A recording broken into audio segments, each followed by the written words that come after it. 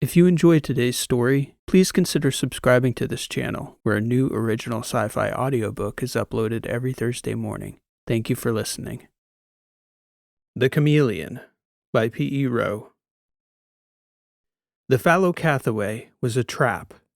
Looking at her there, dead in space, floating, directionless, venting smoke, dark, it would have been easy to guess that the trap had sprung back on the trappers. But the Brindars were cautiously optimistic as they approached.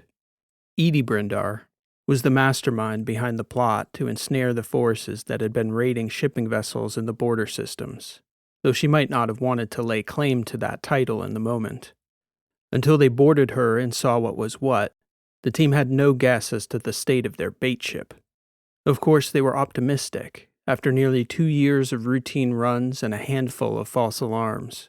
It had begun to feel to the Brindars like they were actually running a shipping outfit, rather than an interstellar trans-governmental law enforcement effort to crack the growing piracy problem in the commercial traffic between the Letters and the Outer Trask Protectorate.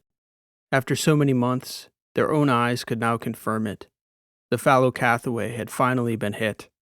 What they needed to know now was how hard. The rear cargo vault had been cracked wide open to space, the metals pulled, and given the size of the shipment, the perpetrators had likely employed multiple vessels, possibly a small attack group, as a single ship large enough to take on that much cargo and transfer it in deep space wouldn't plausibly have been able to pin down the Cathaway, even as she was half-heartedly trying to escape, merely for show. This was a coordinated effort. "Any readings?" Edie Brindar asked their honored guest, Kyella Prime, who was strapped in behind them, embodied and monitoring their sensors.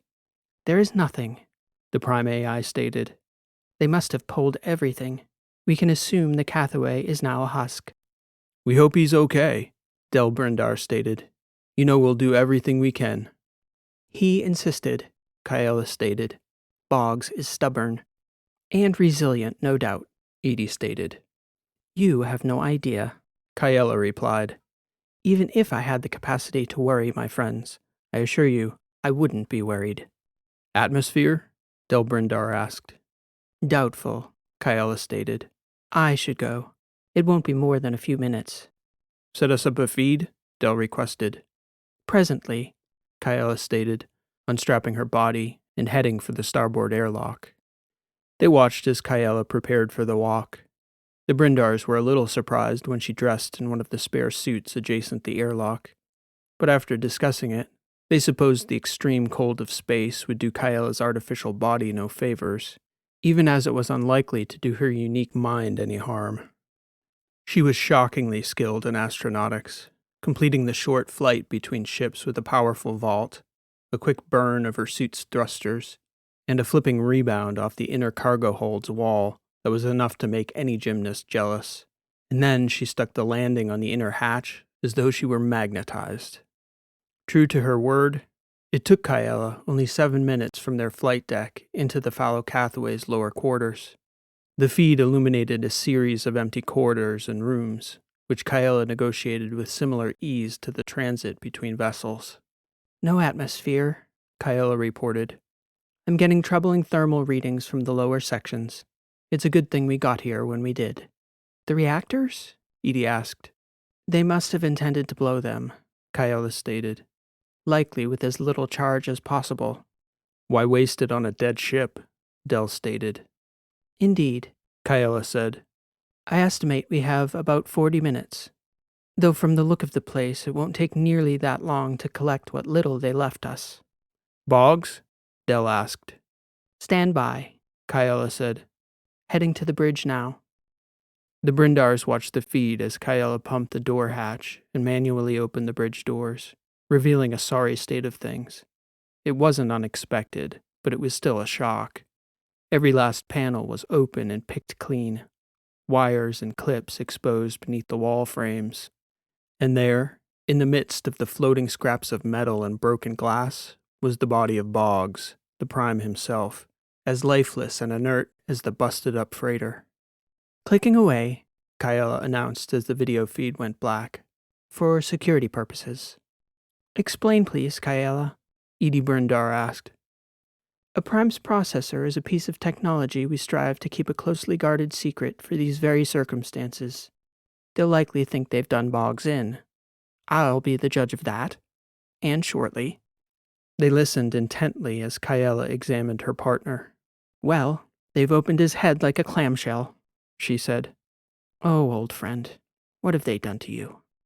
They waited as she hummed, and even seemed to huff. The Primes seemed almost human at times to the Brindars.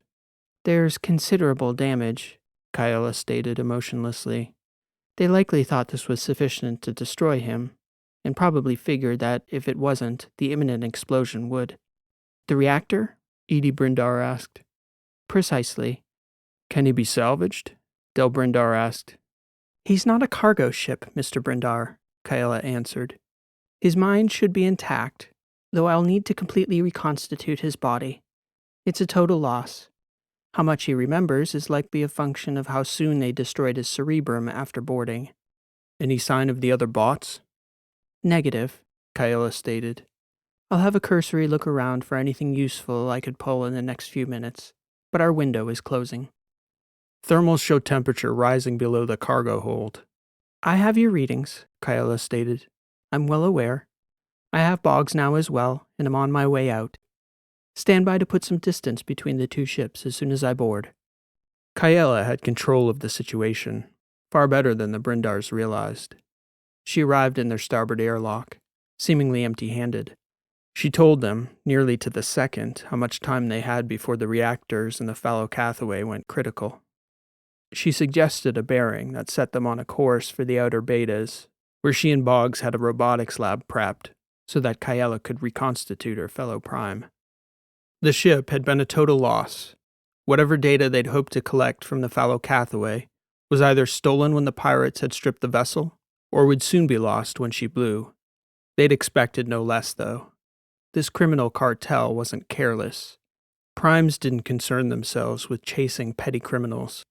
These cargo pirates were a serious concern for the outer battery, and they were proving themselves to be quite good at what they did. Kyella had warned the Brindars.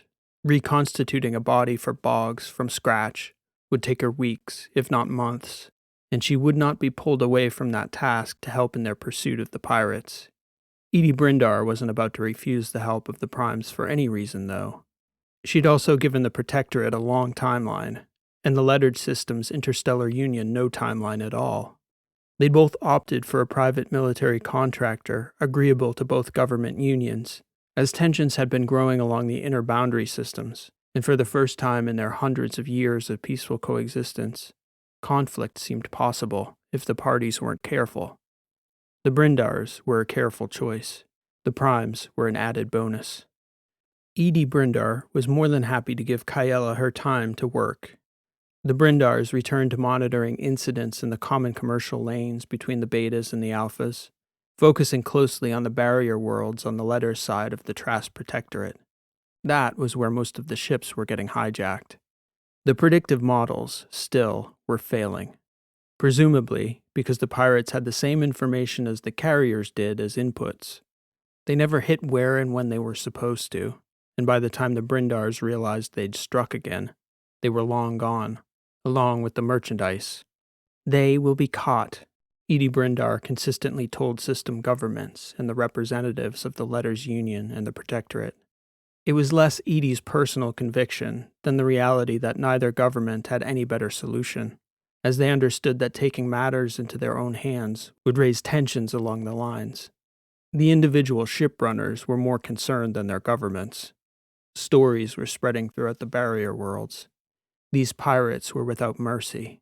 Human crews had disappeared in their entirety.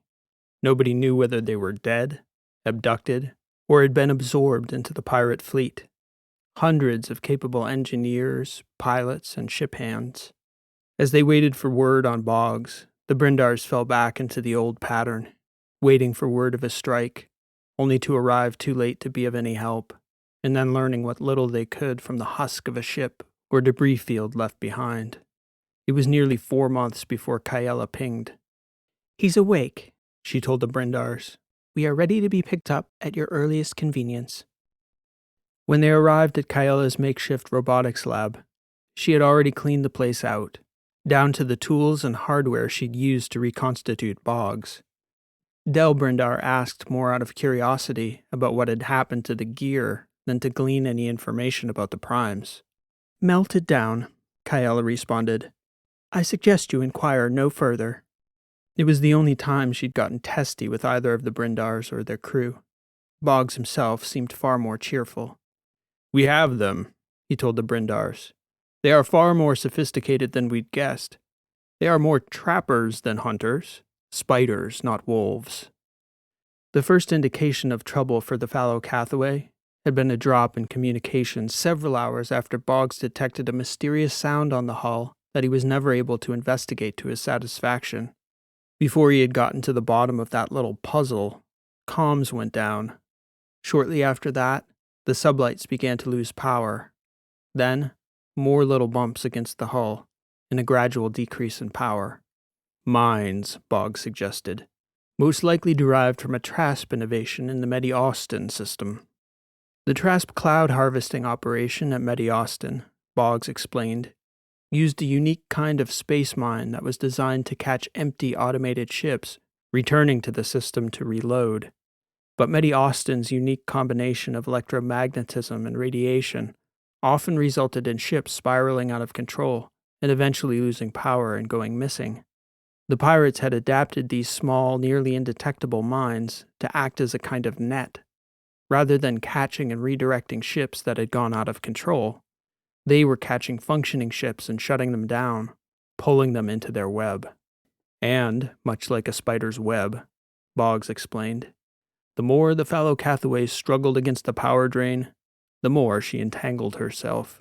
But they never suspected I was a prime when they boarded, and now I have their MO, and I have a plan to stop them. Boggs went into intricate detail, not merely describing the incident, but rendering models that displayed the methodology of the pirates, the 6-vessel attack force, how they closed on a hobbled ship and husked her to the hull plating. They used a combination of bot labor and human coordination, commandeering the fallow Cathaways' work bots and trashing Boggs as soon as they determined they might struggle to reprogram such a sophisticated clone as they thought him to be. They were not a powerful fleet, according to Boggs. In fact, the sum of the 6 vessels, 2 commercial riggers, a large cargo carrier, 2 mid-sized cruisers, and a scout ship, this micro-armada would be no match for a single military frigate in close quarters. The trick would be getting that pirate fleet into close quarters. Boggs had it all mapped out. We will build a trap decoy, a ship with a shell that looks and acts exactly like a fat, defenseless target, he told the Brindars, and we will drive it around like we did with the fallow Cathaway, inviting a strike. The shell, the false hull, will insulate the frigate within from the effect of the mines. When the pirates approach in close quarters, we will jettison the outer hull and disable their ships with the superior weaponry of the frigate within. Like a kind of chameleon, Brindar added, scratching his chin and nodding his approval. After we have them, Boggs continued, we can interrogate the perpetrators to reveal the extent of their network. Buyers, collaborators, corrupt officials looking the other way. I am confident we can bring this network to its proper conclusion and stamp out this unfortunate chapter in the sector's expansion, without it metastasizing any further.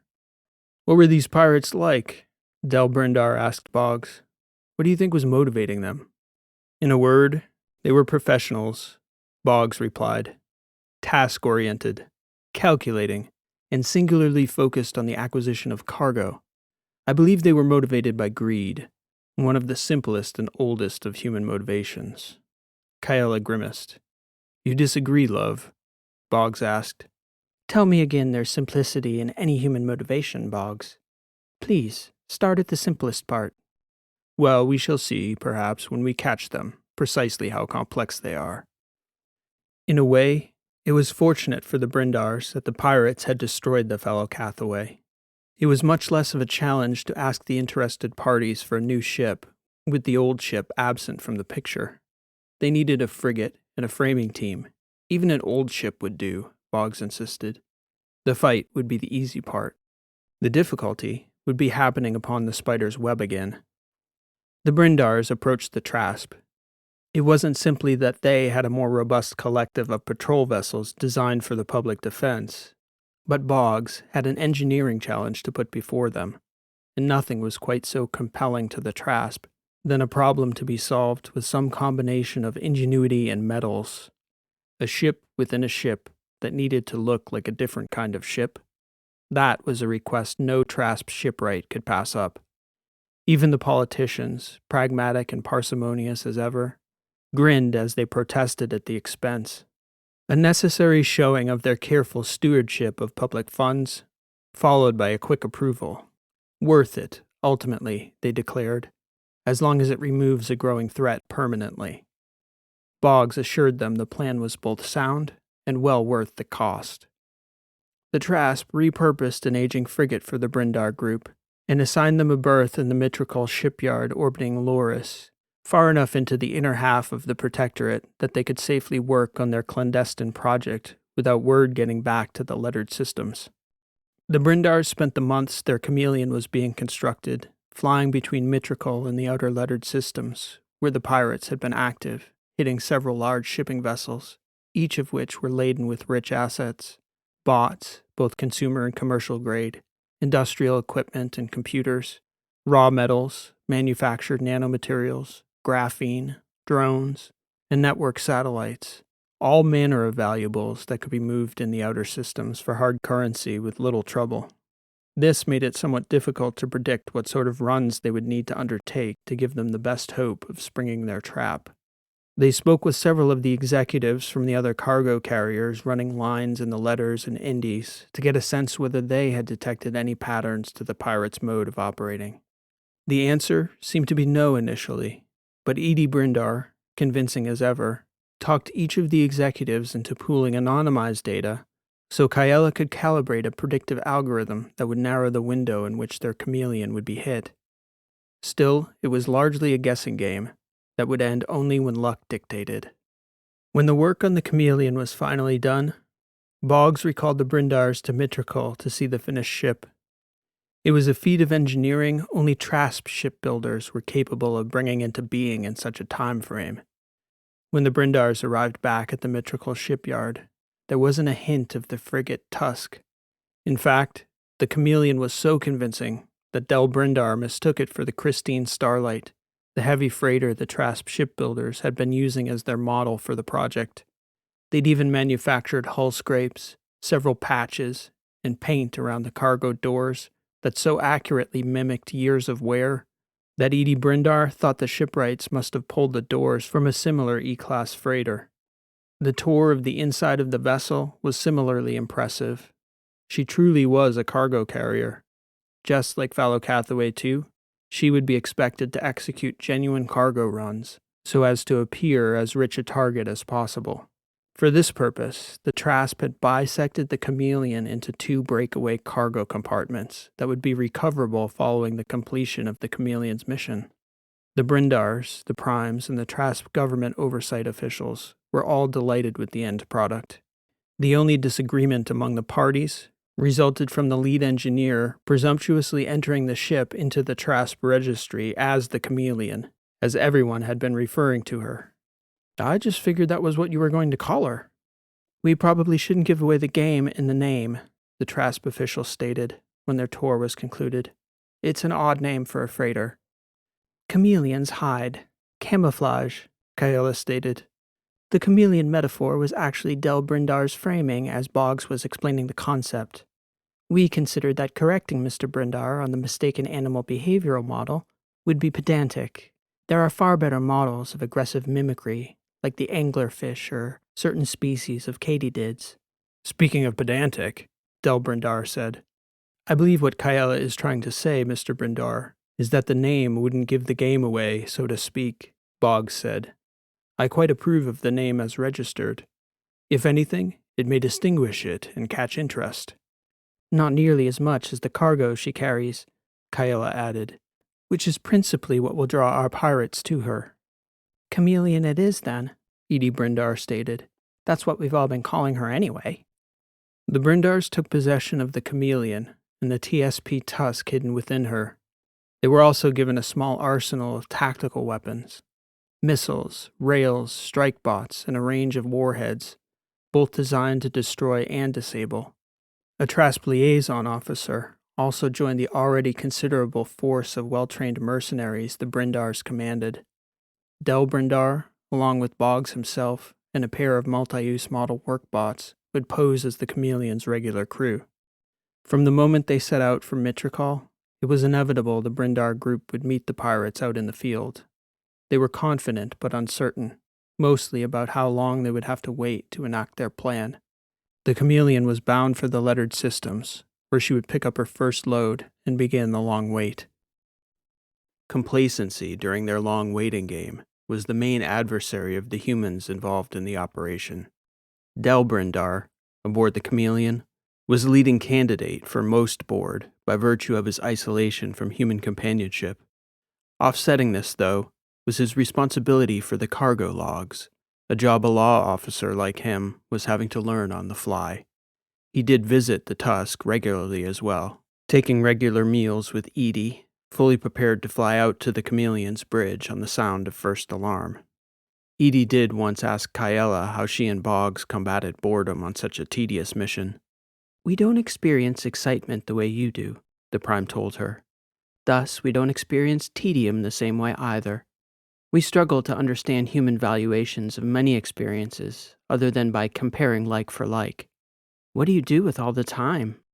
"Just that, as it happens," Kyella told Ms. Brindar. "Boggs and I have been engaged in a discussion about the relative beauty of statuary. A debate, really, about our rankings of the 20,000 most beautiful statues in the human historical record, such as we too have access to.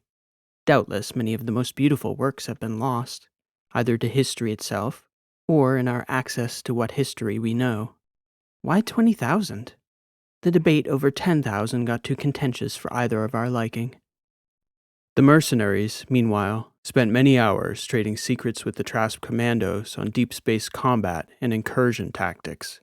Initially, the months-long discussion had begun as a debate about the mission plan of attack once the Chameleon was engaged, and evolved into an extremely productive tactic-sharing program, with information passing between the seasoned field officers in the Brindar's service and the younger, academy-trained Trasp soldiers. Nearly 7 months into the operation, on their 37th cargo run, this one between Nevis and Beta Aurelius, the Chameleon was finally attacked while on approach to make delivery of a shipment of processors common to environmental management of megacylinders. Boggs registered the sound of the mine striking the false hull of the Chameleon, while, conveniently, Del Brindar was visiting Mrs. Brindar for dinner aboard Tusk. The AI retreated from the bridge of the Chameleon to the inner stronghold of the TSP Tusk, reporting all systems prepared to meet the assault. The well-practiced strike teams hardly needed to think, reporting to duty stations properly geared up in a matter of minutes. "Showtime," Edie Brindar said, grinning. The small pirate fleet appeared, jumping into the ship's proximity 6 strong, a matter of minutes from the moment the Chameleon went dark. The pirates came in closer, approaching cautiously, on odd vectors that would have tested countermeasures had weapon systems for that outer shell been operational. Again, as Boggs had witnessed, they seemed to be professionals. Aboard Tusk, the primes had weapon systems prepped to deliver crippling blows, tracking each incoming ship with defensive missiles ready to launch at the springing of the trap, each armed with electromagnetic payloads sufficient to disable the pirates' vessels, in the same way their mines had disabled their victims.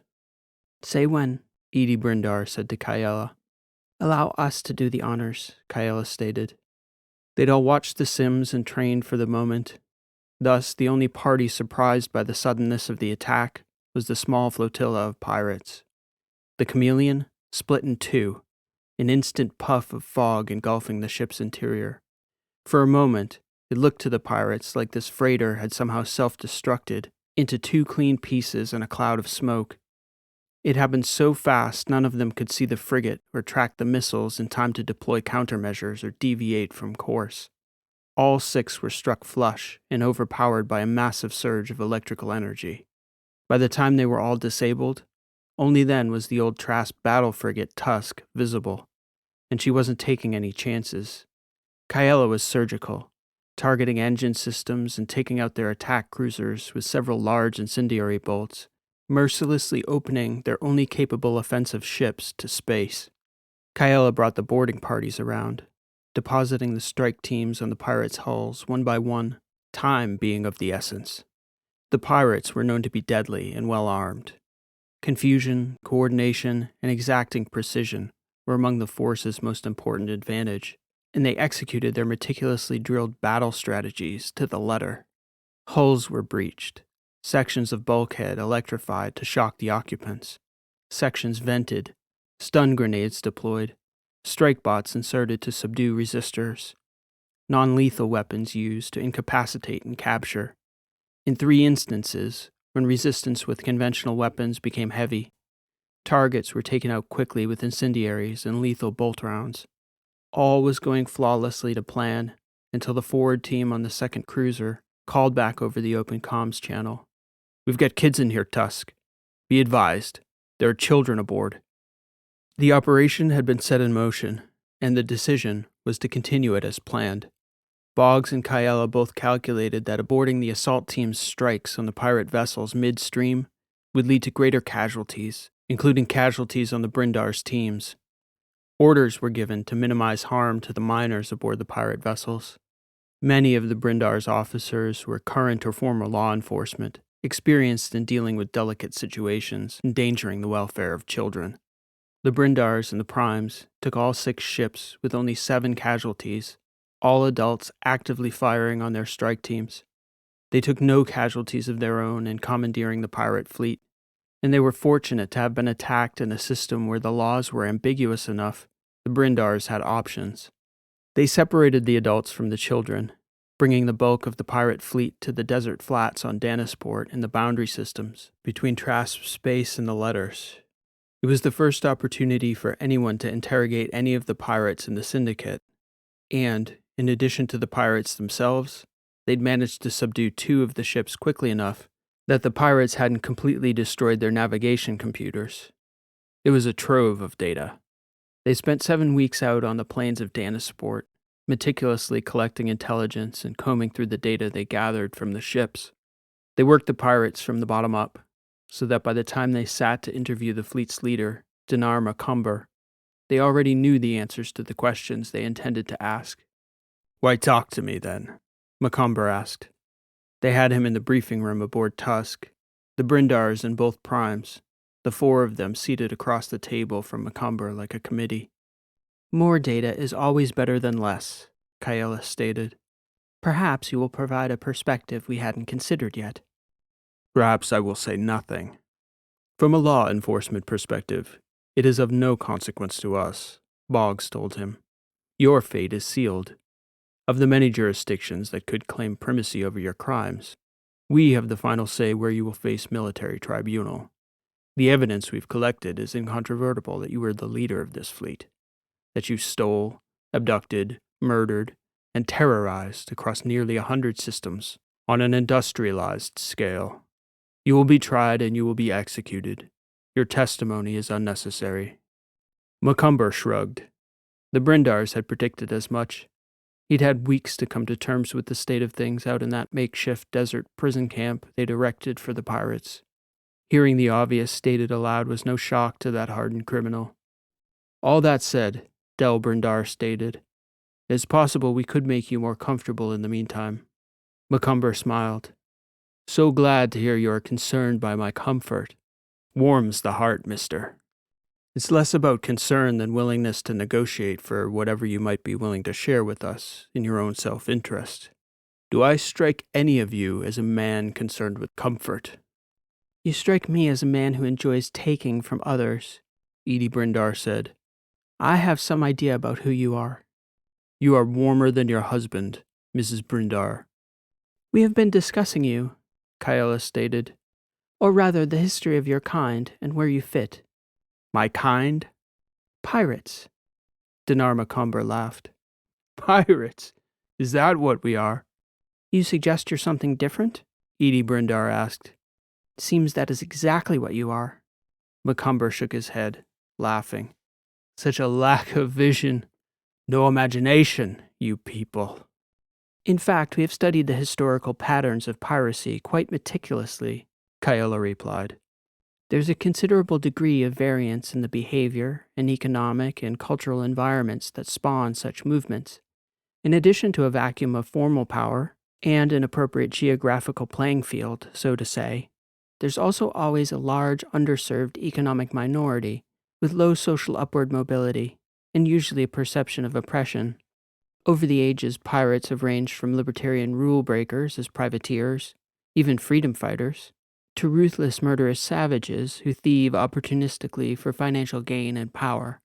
We slot you comfortably into the latter category, Mr. Macumber. Not through any random assessment of our liking, but by your own behavior, objectively categorized. We don't deem you a pirate, sir. Your deeds do. If you prefer the term warlord, it would similarly apply.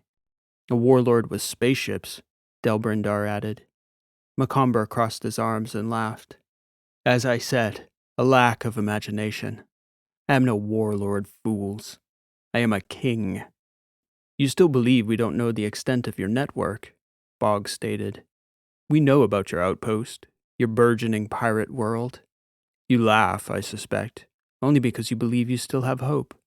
But you may consider asking yourself why, if help were indeed coming, you are still imprisoned here by a small group of private security specialists without even a sign of your loyal subjects coming to rescue you. Macumber glared across the table at Boggs. We could just as easily have spoken to you last week, Kaela continued. We chose to speak to you today because we were awaiting word from Danera, the little hidden planet you're referring to as your kingdom, no doubt. We were updated by the Protectorate yesterday evening on the joint raid, executed by the Trasp and Letters Defense Forces. They have evacuated every last person from your little world, Mr. Macumber. The children have been put in protective custody, just as the children in your fleet have. They will be given proper homes and rehabilitated, and the adults will either be prosecuted or resettled according to their culpability. To the extent you were ever a king, your kingdom is no more. Dinar Macumber turned and spat on the floor of the briefing room. You can't kill me. You made me. You've made 1,000 others like me. Clean one planet and think your job is done? Believe this is a broad, broad galaxy. You want my statement, Brindars? My children will kill your children, and if they don't, my grandchildren will. There's nothing you can do or say to stop it. The forces you serve have already gathered the tinder.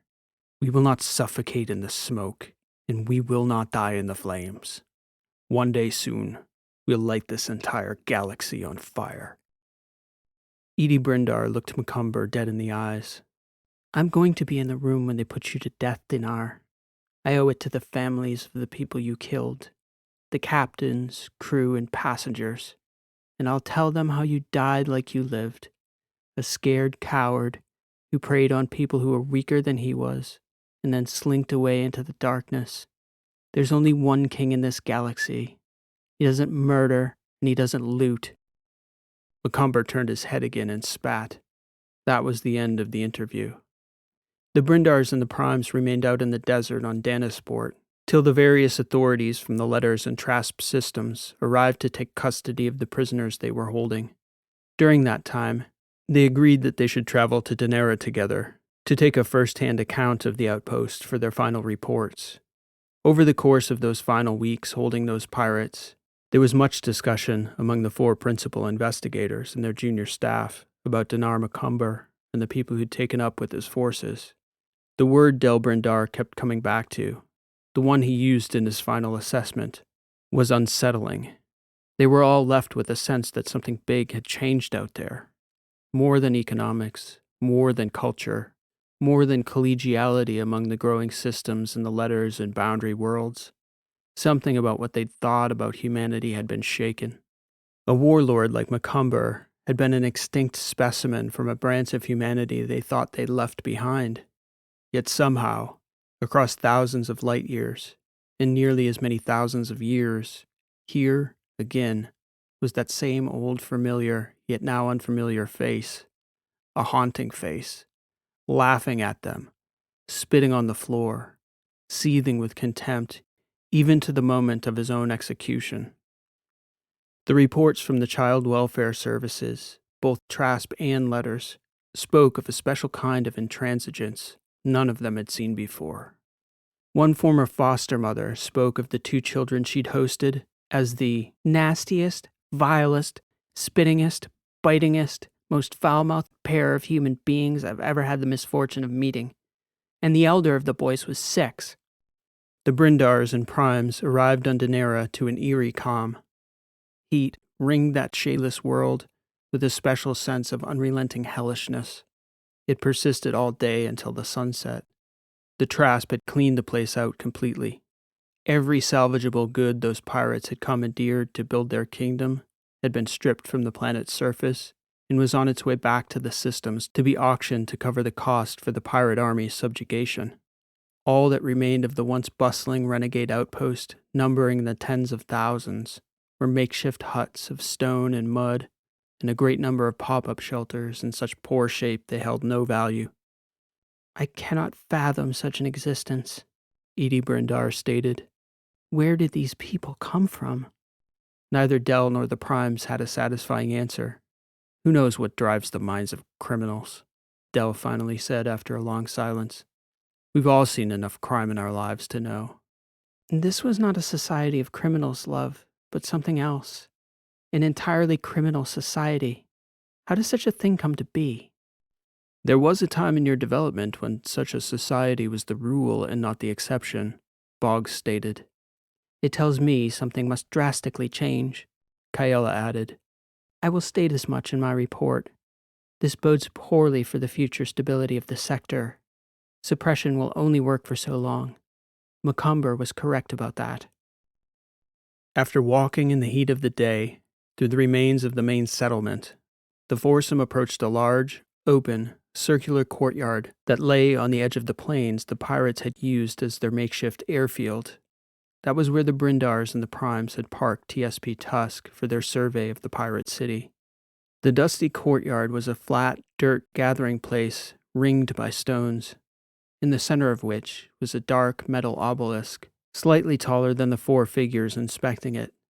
At waist height, there was an inscription, dulled by the oil from hundreds of fingerprints, touching the monument almost ritually on their way to rob and murder hundreds of victims in the dark obscurity of space. The inscription read, "Our kingdom is out there for the taking." I know you do not believe as we do, Edie Brindar said to the Primes, but Dell and I are going to pray for the victims, for their families, and for the children of these criminals who have been led astray. You may join us if you like. The Primes declined politely, standing quietly outside that broad dirt circle on that empty planet, observing, waiting in silence, and contemplating the prospect of 2 ephemeral beings speaking to the rising wind. The Chameleon. This has been an original story, written and read by P.E. Rowe. Thank you for listening, and I hope you enjoyed this story. If you're enjoying the channel and you enjoyed today's story, I'd humbly ask that you leave a like on today's video, as it helps the channel to grow and reach more sci-fi fans like you. Today's story on space pirates was the most recent audio topic poll story from October. I hope you enjoyed the slant this story took on a fairly popular sci-fi trope. As one of today's characters noted though, there are many different types of pirates, and probably will be more so in space, so I'm not opposed to revisiting the topic again in the future. Now that we're back on track for the weeklies, I'm going to be fairly regular about putting up a topic poll on the YouTube channel's community page. I'm planning on having one up this Sunday, and the winning topic will be penciled into the schedule for the 22nd of February. So if you'd like to participate in the poll, be sure that you're subscribed to the channel and have the notifications bell turned on so that you get notified when the topic polls go up. Also, I don't have the topics for that poll set in stone yet, so if you have a topic you'd like to see turned into a story, leave it in a comment below, and we'll see if we can get it into the poll this week. We'll be back again next Thursday, the 25th, with a Julian Hartsock story on the topic, Selecting Crew for a Spaceship. Then kicking off the month of February on the 1st with the Misfits' origin story on reality manipulation, followed by the return of the Misfits on February 8th and a story on smart cities on the 15th. I hope you'll join us for those stories as well. Thanks for listening. This has been P.E. Rowe, and we'll see you next time.